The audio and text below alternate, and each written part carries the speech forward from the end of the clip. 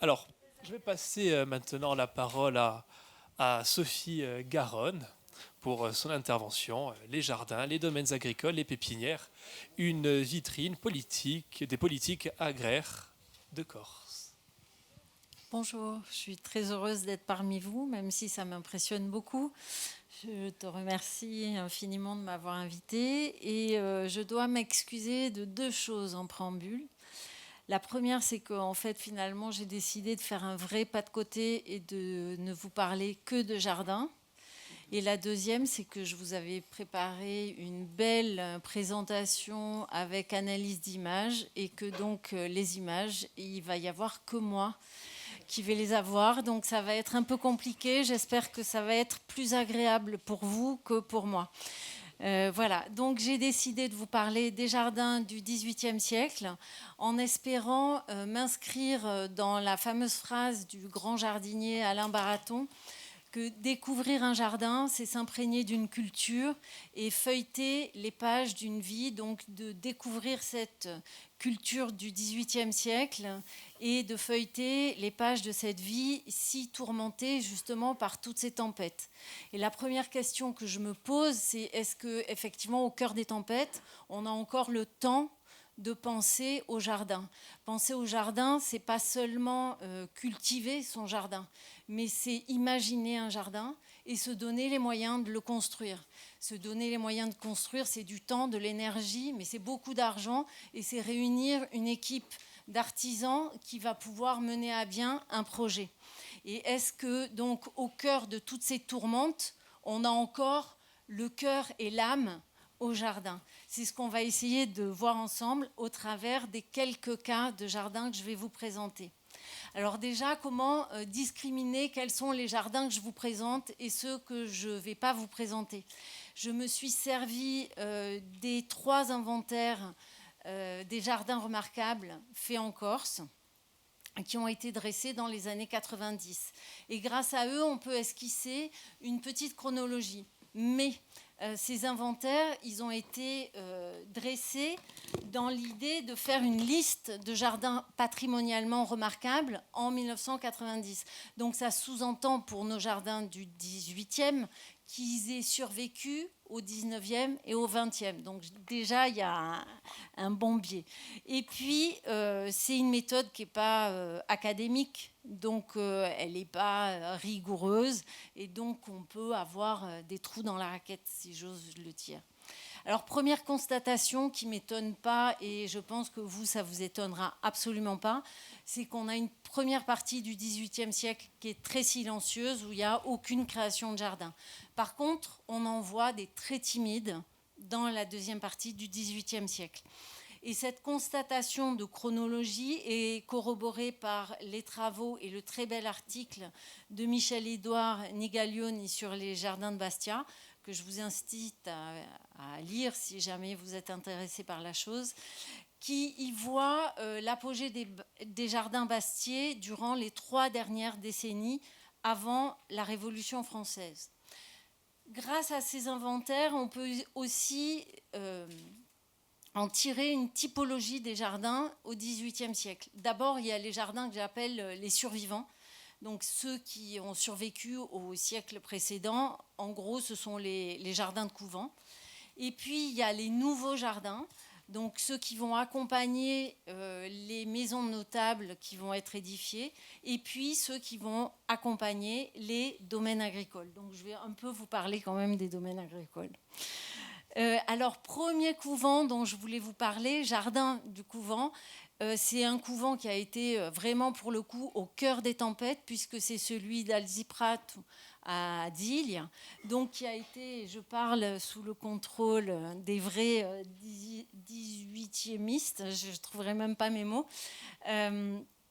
qui a été une base arrière contre les Génois, puis qui a été occupée par les troupes françaises, puis qui a après été avec des troupes paolistes. Et donc le plan terrier qui a été dressé à la fin du XVIIIe siècle nous indique qu'il y a une parcelle en jardin et une parcelle en vigne. Et puis une grande parcelle sur les hauts qui est boisée. Alors Premier détail, quand on voit des vignes au XVIIIe siècle, c'est absolument pas les vignes telles qu'on peut les voir à l'heure actuelle. En fait, c'est une typologie de jardin à part qui existe au moins depuis la Renaissance en Italie et je pense aussi en Corse, qui voit donc des pieds de vignes, mais aussi des fruitiers et cultiver des plantes maraîchères sur terre. Et c'est la culture traditionnelle en Méditerranée depuis la haute antiquité, c'est la cultura promiscua qui allie les strates herbacées avec la strate arborée.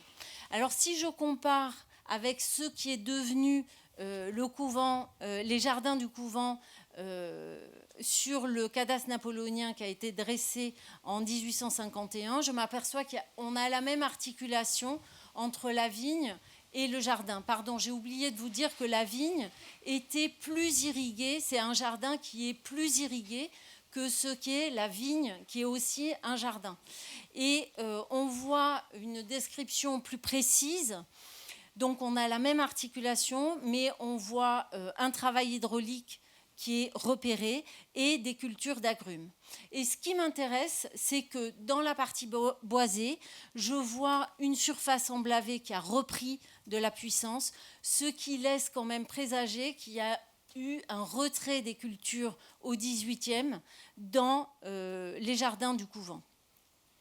On passe dans l'extrême sud avec le couvent de San Giuliano à Bonifacio, couvent qui a aussi souffert au XVIIIe siècle, qui a été abandonné, et où on voit là une parcelle emblavée, une culture de vigne assez importante, un jardin aussi irrigué très important, mais surtout une immense olivette qui est complantée en céréales et en plantes maraîchères. Et si on compare avec le cadastre napoléonien, là on se rend compte qu'il y a eu des très gros travaux d'irrigation qui ont été faits entre-temps et qui ont permis de multiplier la surface jardinée et la surface en vigne. Enfin, le troisième couvent que je veux vous présenter, c'est celui de Marcas ou Acateri, parce qu'il est très bien documenté par des archives. Et on sait que le jardin a été construit au mi-temps du XVIIe siècle. Quand je dis construire un jardin, et dans les archives, on trouve ça, c'est la restructuration complètement de la pente grâce à des constructions de terrasses de murettes en pierre sèche, la construction du système hydraulique, la construction d'une clôture awerde, c'est-à-dire d'un mur maçonné et enduit, et surtout ce qu'on va voir en 1655, c'est la construction du Giardino Segreto, qui est en fait adossé au versant, à la façade plein sud, et qui peut abriter une collection d'agrumes. Collection d'agrumes qui, à l'époque, fait parler d'elle, puisque c'est depuis ce Giardino Segreto qu'est sorti les 2 plans qui vont être offerts à Aregno et qui vont fonder la réputation de Aregno, capitale de l'orange de Corse. Et en fait, si on compare avec le cadastre napoléonien et surtout le cadastre actuel, on se rend compte que le Giardino Segreto, tel qu'on le voit, en fait, c'est une recréation de la fin du 19e, voire début 20e. Et que sur le plan terrier, on voit un abandon total des cultures. Donc, en gros, on peut quand même dire que les jardins de couvent au XVIIIe siècle ont particulièrement souffert. Néanmoins, ces 3-là, au moins, comme ils figurent parmi l'inventaire des jardins remarquables de Corse, ils ont su survivre.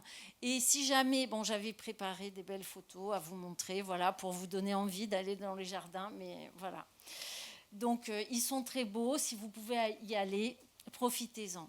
Et je passe à la deuxième typologie de jardin, c'est les jardins des maisons notables, avec le premier jardin qui est attesté, c'est celui du Casino Gaffouri à Corté. Alors on sait que quand Gaffouri s'est fait assassiner, il s'est fait assassiner en 53, si je ne me trompe pas, hein, et devant quasiment sa maison, et que son château était construit, mais qu'il manquait des décorations à l'intérieur. En fait, concernant les jardins, sur le plan terrier, on voit apparaître un jardin d'utilité qui tourne le dos à la maison et qui est construit dans le Talweg, donc dans une vallée derrière la maison, et qui est construit, donc qui est planté en jardin et en vigne, mais qu'il y a eu un gros travail hydraulique de réaliser avec un grand réservoir qui est attesté et sur le plan terrier, et un deuxième grand réservoir qui est attesté du coup sur le cadastre napoléonien, des canalisations souterraines et le captage d'une source et d'un ruisseau. Et puis, grâce aux sources orales d'Antoine Orsini, que je salue ici, on sait que le casino en lui-même avait une adduction d'eau grâce à une galerie qui avait été creusée au nord et beaucoup plus au nord du château, et qui alimentait aussi l'esplanade devant le château. Alors, je ne sais pas si vous connaissez le Casino Gaffouri, mais donc c'est une c'est une maison très belle, avec des cheminées très hautes. C'est vraiment une maison majestueuse. Et surtout, elle a un perron. Au premier étage, il y a un perron, et avec un escalier à double volet et en fer à cheval. Et en face de ce fer à cheval, on a un petit bassin rond qui était alimenté par cette fameuse conduite d'eau. Et tout ce qui est fait devant, donc le château n'est pas construit sur cette esplanade qui est sur le haut de cette colline, mais qui visiblement a été terrassée comme ça pour la mettre très très plane. Et moi, il me semble tout à fait évident que Gaffouri, vu son train de vie et surtout vu ton livre dans lequel tu parles, que le casino était connu, la construction du casino, on en parlait jusqu'à Venise, et vu les fresques qu'il y a à l'intérieur, il me semble tout à fait évident qu'il avait prévu au moins de construire un jardin d'agrément. Après, savoir s'il a été planté, ça, je ne peux pas vous répondre parce que je n'ai pas les sources écrites, et qu'à l'heure actuelle, la palette végétale qui y est ne témoigne pas de plan du XVIIIe siècle. Mais il me semble que le plan devait ressembler à un plan de jardin qui est attesté à Bastia, qui ne fait pas partie de l'inventaire, lui, mais qui a été bien documenté par Michel Édouard. C'est le fameux pavillon de Madame Varèse qui va passer au comte Marbeuf. Et je vous en parle parce que ce plan de jardin, en fait, donc là, il faut... Voilà, c'est l'imagination, fermez les yeux, suivez-moi. Donc, il y a le pavillon est sur la plus haute des planches et donne sur donc la fin de Bastia et le début de la route qui mène au Cap. Et il va y avoir un grand axe comme ça dans le jardin qui traverse le jardin, qui est tracé et qui est extrêmement large, puisque cette allée, elle a une pelouse enherbée à l'intérieur, une planche enherbée, et puis on a un bassin avec jet d'eau qui fait première ponctuation, et enfin on arrive pour aller à la terrasse sur laquelle est assise le pavillon et construit le pavillon. On a quasiment le même escalier que chez Gaffouri. Donc ça, pour moi, c'est très important parce qu'on a une symétrie et surtout une perspective qui est large.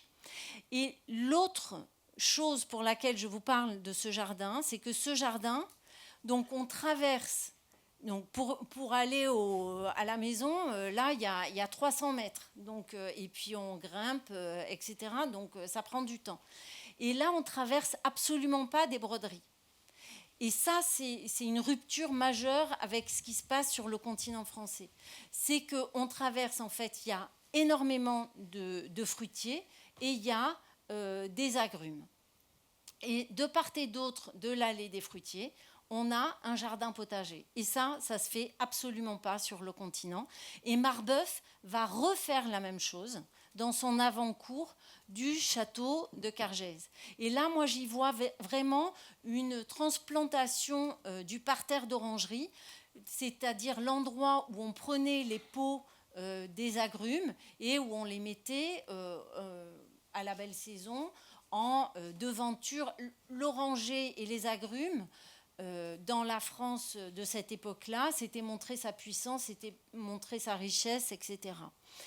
Et dans le jardin du château Marbeuf, ce qui me paraît intéressant, c'est que au point de vue architectural, Jean-Marc Olivet y voit un unicum, c'est-à-dire la seule fois en Corse où on va faire un copier-coller de ce qui se passe sur le continent. Et moi, dans le jardin, je ne vois absolument pas ça. Parce que tout le jardin est planté de fruitiers. En fait, tout le jardin devient productif. Et en particulier dans le bosquet, où on va voir, il va planter 300 mûriers, 240 fruitiers, 48 amandiers. Et alors, je ne sais pas si c'est sur la planche supérieure du bosquet ou si c'est à l'extérieur de son jardin de château, il va planter 280 oliviers. Mais vous voyez qu'on est face, là, vraiment, à un bosquet qui est complètement productif. Dans les bosquets de chasse, de là où il vient, c'est-à-dire de la France septentrionale et surtout tempérée, les bosquets, ils servent à la chasse et ils ne sont absolument pas productifs. S'ils sont productifs, c'est en bois, mais ils ne produisent pas des fruits. Et là, j'y vois une vraie rupture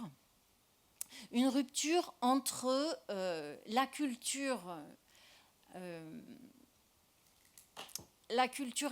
absolutionniste du potager-verger qu'on avait depuis la Quintinie, où on avait des arbres fruitiers taillés en espalier, en palmettes, etc., avec des fruits les plus extraordinaires qu'on pouvait sortir sur les tables pour épater la galerie, et la culture physiocratique qui commence à émerger, où là, Marbeuf, il veut montrer la taille de production et plus le beau fruitier en buisson qui produit absolument très peu de fruits, mais et il veut montrer les variétés de fruitiers qui sont productives. Et c'est vraiment deux jardins que je perçois comme une démonstration de leçons d'agriculture, en fait, et d'agronomie. Et puis on passe au domaine, parce que pour moi, en fait, le jardin du château, c'est un mini domaine agricole. Et le domaine agricole le plus célèbre, quand même, du XVIIIe siècle, c'est celui des Millais. Mais avant d'être celui des Bonaparte, pendant tout le XVIIIe, en fait, c'est celui des Jésuites. Et ça, c'est un travail qui a été fait par Lucette Poncin, qui a très, très bien référencé tout ça. Donc, à la fin du XVIIe, ils plantent des oliviers.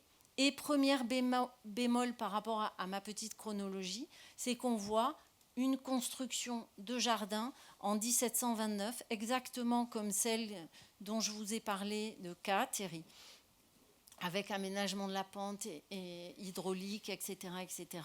Et à la fin, en 1779, les Millais ils sont encore qualifiés de potager, et sur le plan terrier, on le trouve qualifié de vigne. Donc c'est encore un jardin.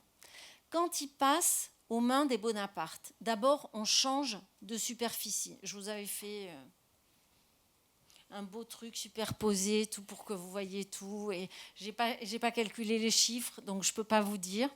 Mais en gros, c'est au moins 3,5 fois supérieur à la surface que ce que référençait le plan terrier.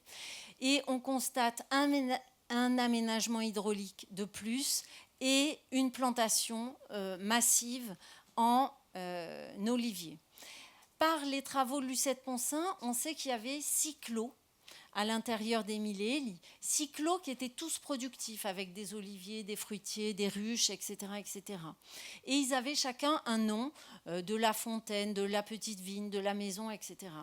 Et le 3e clos, c'est le clos des coups d'œil. Et alors moi, ça m'intéresse complètement. Parce que Laetitia Bonaparte, elle adorait se promener au Mille-et-Élie. Et d'ailleurs, les Bonaparte, ils n'appelaient pas du tout ça un domaine des Mille-et-Élie, ils appelaient ça le jardin des Mille-et-Élie, voire le jardin des oliviers. Et en fait, d'oliviers, pardon. Et en fait, au Mille-et-Élie, on est dans un parc paysager. Mais on est dans un parc paysager productif. On allie l'utile à l'agrément. Et ça, c'est vraiment quelque chose qui ne se fait pas à cette époque-là sur le continent français.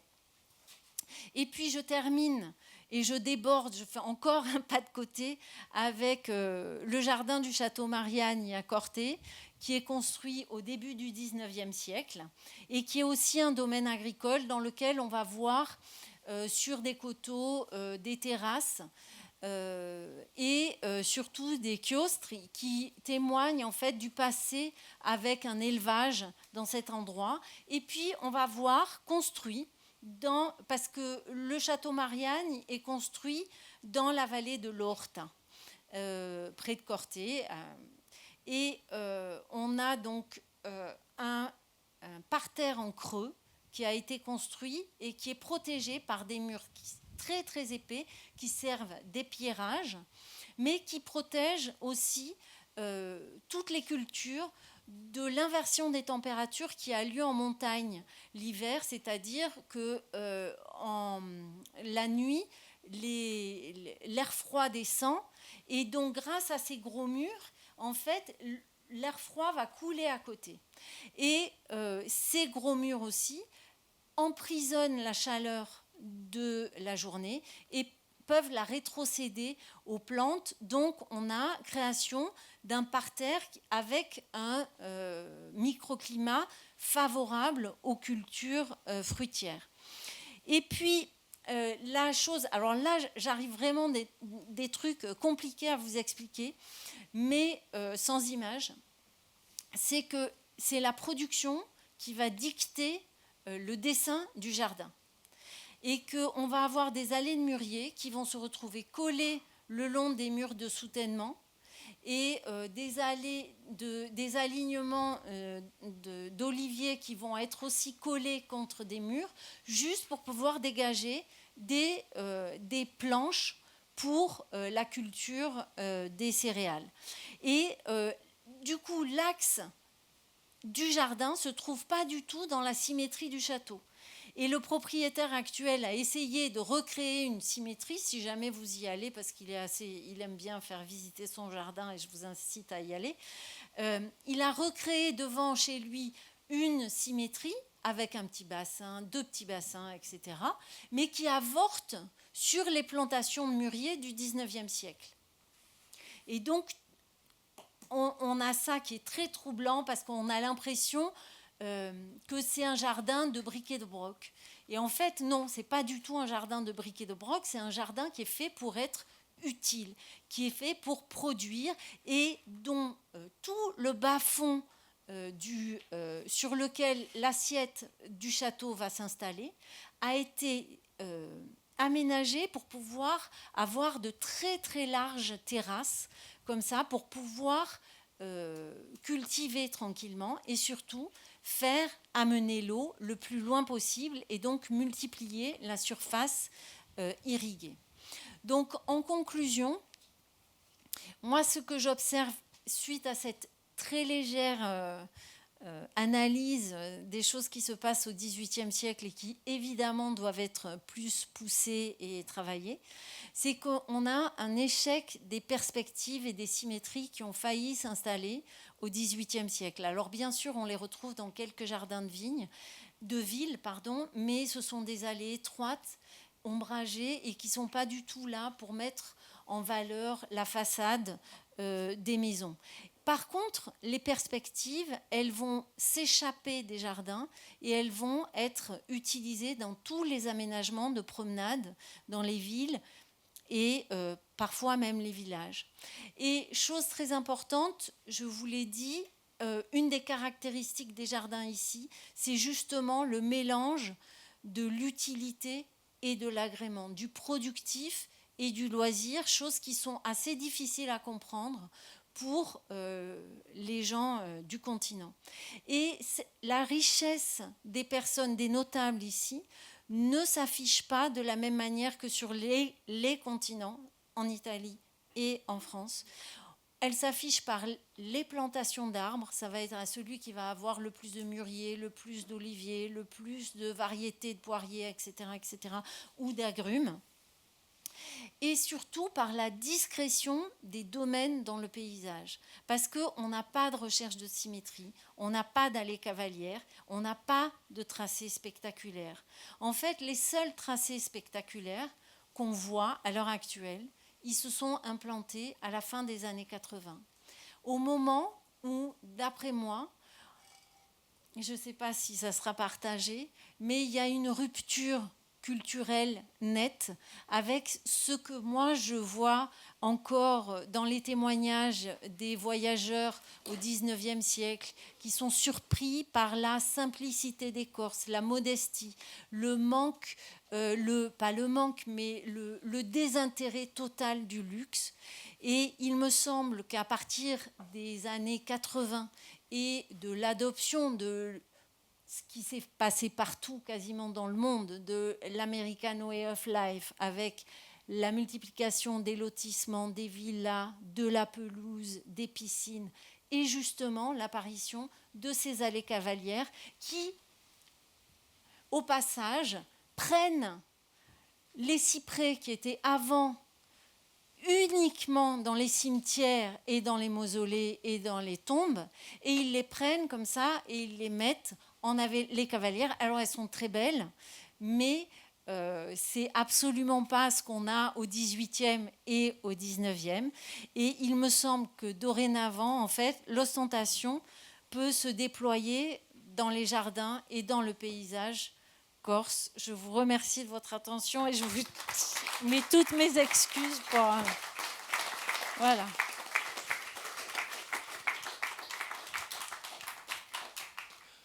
Merci Sophie pour cette intervention. Alors effectivement, là on voit cette diffusion de la pratique du jardin et comment finalement être notable, c'est pas seulement avoir des terrains, de l'argent, de l'influence politique, c'est aussi avoir un grand jardin, le montrer, etc.